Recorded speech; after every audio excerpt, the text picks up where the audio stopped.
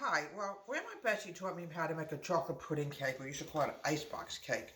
But from different things that you learn how to make, you can do different combinations. So today I have decided, just for the heck of it, I want to make a chocolate pudding cake. It's chocolate like this. There's no vanilla in it at all. So what I have to do is we've got to measure the milk.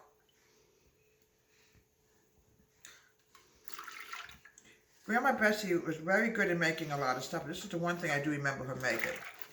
Make sure we have enough milk for my daughter's breakfast. Here we do.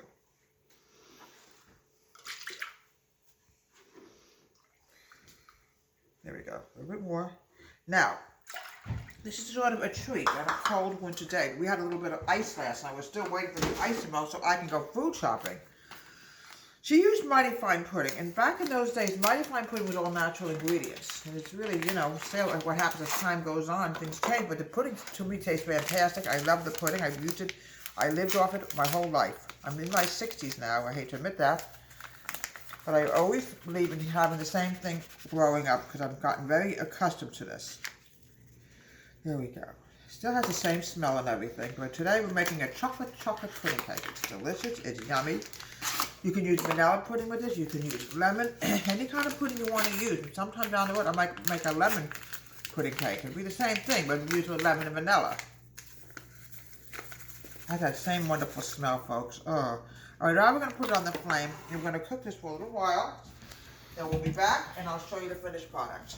Okay, folks, Mighty Fine pudding was invented in the United States of America in 1918. It's incredible. It came from our country. Really incredible. Now, you want to make sure you don't have any skin that shows on here. You got to keep mixing everything together. And it comes in vanilla chocolate. It comes in lemon, butterscotch, tapioca, and many different wonderful things you can make with Mighty Fine pudding. But I'm really amazed. It was invented in the United States of America. Okay. I like to make pudding cake with it, but I also could actually cook it and make it into just regular chocolate pudding also. My grandmother swore by Mighty Fine. She absolutely swore by Mighty Fine pudding. She loved it. And she had it, every time we went over there, it was either chocolate pudding or chocolate pudding cake, which we called icebox cake. But this is called chocolate pudding cake. Now, the next thing I want to do is put over this another layer of graham crackers. Now, folks, if you have a big cake pan, you could actually 4-layer it. Here we go. You want it nice and thick when it's done, folks. Believe me. It's very similar to chocolate pudding cake the way my grandmother makes it, but we made it a little bit differently. So, I like to make my recipes different styles, folks. Here we go. No, folks, I think I have arthritis, folks. I'm telling you, get older, we have problems. Yeah.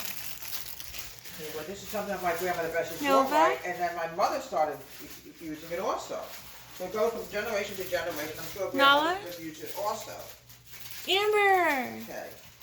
Now, take another layer of graham crackers out.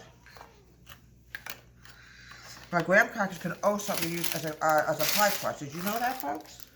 All right, now the next thing is I want to add on my second layer.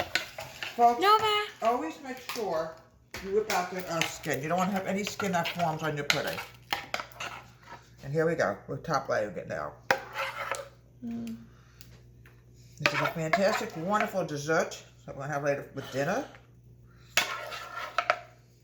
Right, Nova? Nova is a cat that always wants to eat. We don't know why. She's always hungry. We feed her, and then 20 minutes later, she wants more food. I swear she's like a baby. Okay. Now we got to spread this out so we don't have anything showing.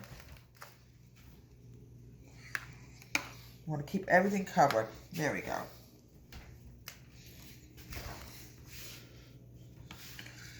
Now we hope to go food shopping. We were supposed to go food shopping today, get more supplies for my house, but we woke up this morning, it was freezing rain. And I tell you folks, freezing rain is worse than snow, and I'm not kidding you. I'd rather have snow than freezing rain.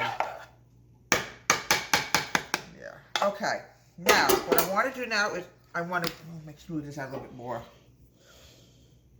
There we go. I want to put aluminum foil over it. It protects it and also makes sure nothing gets on it. So I'm going to put this in my refrigerator and chill this for 12 hours. Oh, it can be less than 12 hours when you really want it thick, so I would say 12 hours. Deborah Waite's Home Country Kitchen. Have a great day and please subscribe to my wonderful YouTube channel.